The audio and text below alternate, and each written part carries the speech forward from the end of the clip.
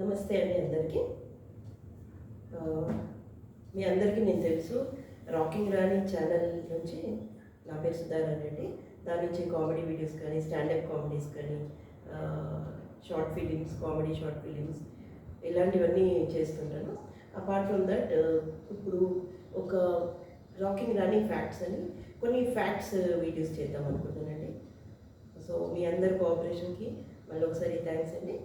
ఈరోజు ఏంటంటే ఒక కంప్లీట్ ఫ్యామిలీ అంటే ఏంటి, ఫ్యామిలీ మీన్స్ వాట్ అనే టాపిక్ పైన నేను డిస్కస్ చేయాలనుకుంటున్నాను.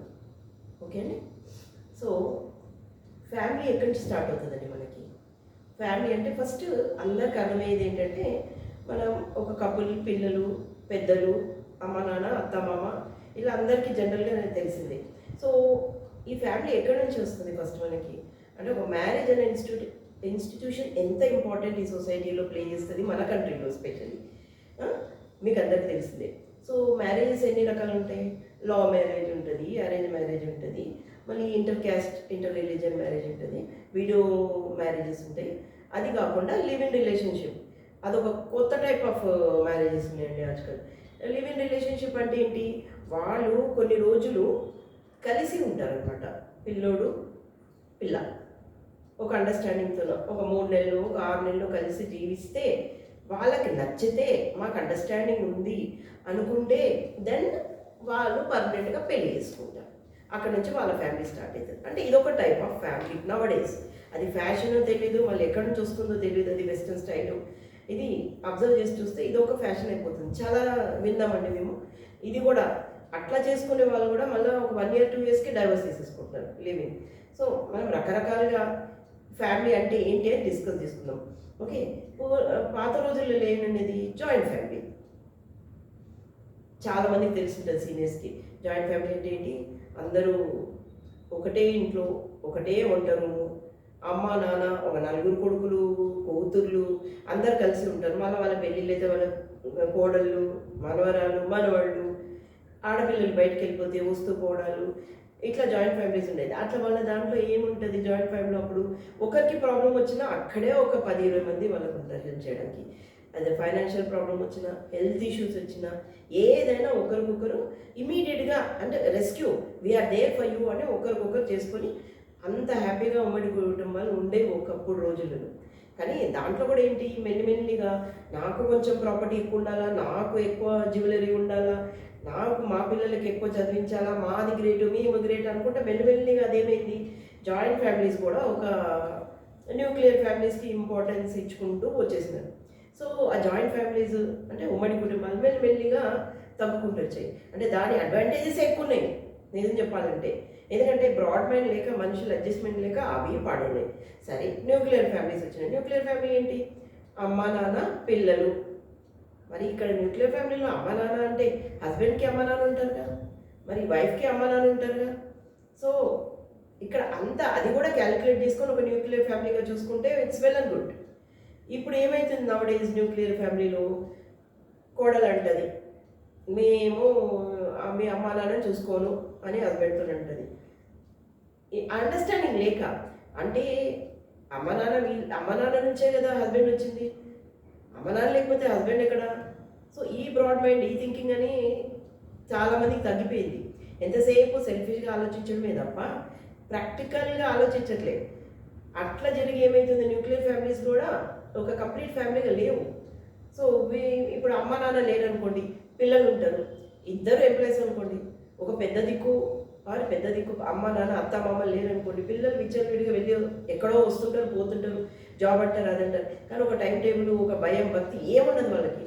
ఇంట్లో ఒక పెద్దవాళ్ళు ఉన్నారు అనుకో, డెఫినెట్గా అమ్మో నానమ్మ, అమ్మో తాత, ఇలాంటి ఫీలింగ్స్తోనే అట్లీస్ట్ కొంచెం టు సమ్ ఎక్స్టెంట్ భయభక్తులు, ఒక తరికతోన ఫ్యామిలీ నడిచే అవకాశాలు చాలా ఉన్నాయండి. సో ఇప్పుడు చూడండి, పిల్లలు వెళ్ళిపోతారు బయటికి, అమెరికాకో లేకపోతే లండన్కో లేకపోతే అక్కడో ఇక్కడో విదేశాల్లోకి వెళ్ళిపోయి సంపాదన పైన పడి వాళ్ళు చాలా సంపాదించే దానిపైన పడి ఇక్కడ పేరెంట్స్ని ఇండియాలో పెడతారు, వాళ్ళు అక్కడ పోయి సంపాదన పడరు. కానీ ఇక్కడ ఆ పేరెంట్స్ ఇద్దరికి బాగాలేకపోతే ఎవరు చూస్తారు? ఒకరికొకరు బాగాలేకపోయినా ఓల్డ్ ఏజ్లో ఎంతమందిని చూస్తున్నాండి, ఎంతమంది కపుల్స్ దే ఆర్ సఫరింగ్. ఎందుకంటే పిల్లలందరూ బయటకు వెళ్ళిపోయి సెటిల్ అయినారు. సో ఎవరు ఇక్కడ చూసుకునే వాళ్ళు లేరు. డబ్బు ఉంది, ఆస్తులు ఉన్నాయి, కానీ ఎవరు రెస్క్యూకి వచ్చేవాళ్ళు లేరు. మీరు ఎంత ఉన్నా ఏం లాభం? ఒకరికొకరు ఆ ఏజ్లో వాళ్ళకి హాస్పిటల్ తీసుకెళ్ళడం కానీ, వాళ్ళకి ఏమైనా ట్రీట్మెంట్ ఇప్పించడం కానీ ఇవన్నీ ఎవరికి సాధ్యపడతలేదు. ఇద్దరు సిక్కే ఉంటే ఎట్లా? మళ్ళీ ఒక్కొక్కసారి ఇది కూడా జరుగుతుందండి, న్యూక్లియర్ ఫ్యామిలీస్ కానీ ఇంకేదైనా కానీ. పిల్లలు బయట ఉంటే పేరెంట్స్ చనిపోతే కూడా అటెండ్ కావడానికి రావడానికి ఇబ్బంది ఉంది వాళ్ళకి. ఇవన్నీ ఎందుకు జరుగుతున్నాయి? Just because of money values ఎక్కువైపోయినాయి. సంపాదించడం, అది ఇక్కడ కూడా సంపాదించవచ్చు, ఓకే సంపాదించండి, కానీ అట్ ద సేమ్ టైం పేరెంట్స్ని కూడా మీరు కేర్ తీసుకొని వాళ్ళని మీ దగ్గర పెట్టుకొని, అది బయట అయినా కానీ ఇండియాలో అయినా కానీ అలాంటిది ఏమైనా చూసుకుంటే బెటర్ అండి. అంటే మనం ఇది అందరికి అడ్వైజ్ ఇవ్వడానికి లేదు. ఈమెవరు చెప్పడానికి, మేము సంపాదించుకోవడానికి విదేశాలకు వెళ్తాం సంపాదించుకుంటాం అంటారు. కానీ మన ఇండియన్ కల్చర్లో, మన ఇండియాలో, మన ఫ్యామిలీస్ ఒక కంప్లీట్ ఫ్యామిలీ అనే మీనింగ్ లేకుండా పోతుంది అనే దానికి నేను ఈ వీడియో చేశానండి. స్పెషల్లీ ఇప్పుడు ఎల్డర్లీ పర్సన్స్ ఉంటే మనకి ఏంటి, ఇప్పుడు కొంతమంది ఏమనుకుంటారు, ఇళ్ళలో ఉంటే ఎల్డర్లీ పర్సన్స్ ఉంటే అమ్మ అత్తగారిని మా ప్రైవసీ లేదు, ఓల్డ్ ఏజ్ చాదస్తాలు ఎక్కువ ఉంటాయి, వీళ్ళు ఏదో మాట్లాడుతుంటారు, ఏదో రెస్ట్రిక్షన్స్ పెడతారు, అమ్మ మా వల్ల కాదు, మా ఫ్రీడమ్ పోతుంది, ఇట్లాంటివి ఆలోచిస్తున్నారు. కానీ ఇదే కపుల్ రేపు పొద్దున వాళ్ళు కూడా అత్తమామ అవుతారు అని ఎందుకు ఆలోచిస్తలేరు? సో ఈ పాయింట్, ఇట్లాంటి చిన్న చిన్న మైనర్ పాయింట్స్ ఆలోచించుకుంటూ వెళ్తే మన కల్చర్ని కాపాడుకోవచ్చు. మన ఇండియాలో ఉన్న ఫ్యామిలీ, మ్యారేజ్ అనే ఇన్స్టిట్యూషన్కి ఒక వాల్యూస్తో ఉన్న, ఎందుకంటే బయట దేశాల్లో మన ఇండియాకి చాలా కల్చరల్ వాల్యూస్ ఉన్నాయి. అంటే ఒక ఫ్యామిలీ సెటప్ అయినా, ఫ్యామిలీ అన్నా, ఒకరికొకరు లవ్ అండ్ ఎఫెక్షన్ చూపించుకోవడం అన్నా, బయట దేశాల వాళ్ళకి మన ఇండియన్ సంస్కృతి, కల్చర్, దేర్ బిహేవియర్ అనేది చాలా రెస్పెక్ట్ ఉందని. అది రాను రాను రాను రాను డిగ్రీస్ అయిపోతుంది. అంటే మీకు చెప్పినా కదా, లవ్ మ్యారేజెస్ కూడా ఓకే, లవ్ మ్యారేజెస్తో కూడా ఫ్యామిలీ మంచిగా ఉంటుంది. వాళ్ళు లవ్ మ్యారేజ్ చేసుకొని ఒక్కొక్కరు 30 years 40 years మొత్తం కంప్లీట్ ఫ్యామిలీగా బతికి వాళ్ళు మళ్ళీ వాళ్ళ పిల్లలకి మంచి లైఫ్స్ ఇచ్చి అట్లా కూడా ఉన్నాయి, లేవనట్లే. కానీ ఈ లివింగ్ రిలేషన్షిప్ లాంటి రిలేషన్స్ ఎక్కువైపోయి ఒక కంప్లీట్ ఫ్యామిలీ అనేది డిస్టర్బ్ అయిపోతుందండి.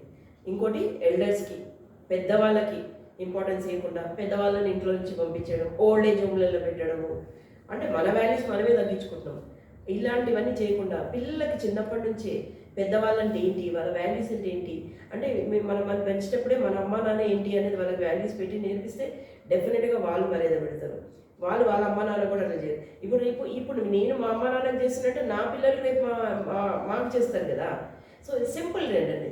సో మనం ఇవేంటంటే ఈ వాల్యూస్ అన్ని గుర్తుంచుకుంటూ మనం ఒక ఫ్యామిలీ, మ్యారేజ్ అనే ఇన్స్టిట్యూషన్ని మన ఇండియాలో, మన కంట్రీలో కాపాడాలని ఈ వీడియో ద్వారా నేను చెప్పాలనుకుంటున్నాను.